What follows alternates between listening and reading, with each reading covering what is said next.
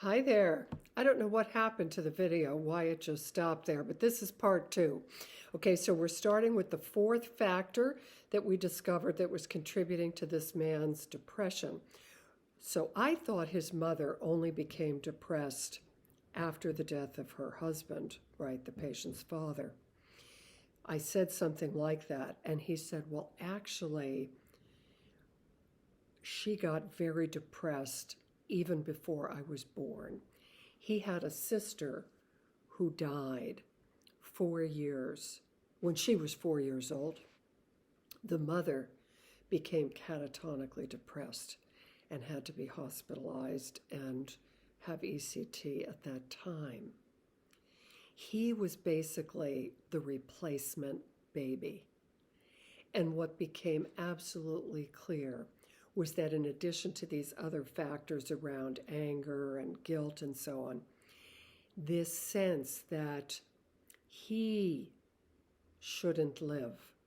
There was this sense that his sister should have lived, not him.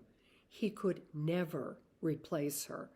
He was a failure to begin with. I mean, he had no chance, right, of ever replacing his sister or making his mother better. And so all these factors together, then you add yet a fifth factor, which was that COVID hit, right? You suddenly have, no work. He had 4 children.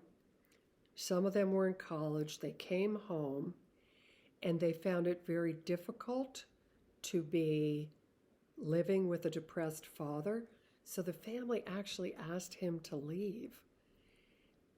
This communication, at least the way he took it, was that, again, he was a pariah. He was offensive. He was harming people and needed to be extruded. So here is yet an interpersonal current factor, right? So all of these things were involved and they all have to be addressed, right? 1 or 2 is not going to be enough.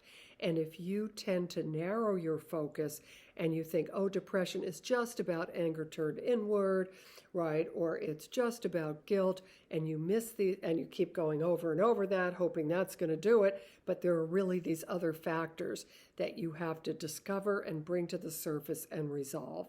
So this whole concept of multiple causation, discovering and resolving the multiple factors that are often involved in the creation and maintenance of psychopathology. So I hope this helps and gets the wheels turning. So leave comments, questions, and I would appreciate hearing from you. Thanks. Bye.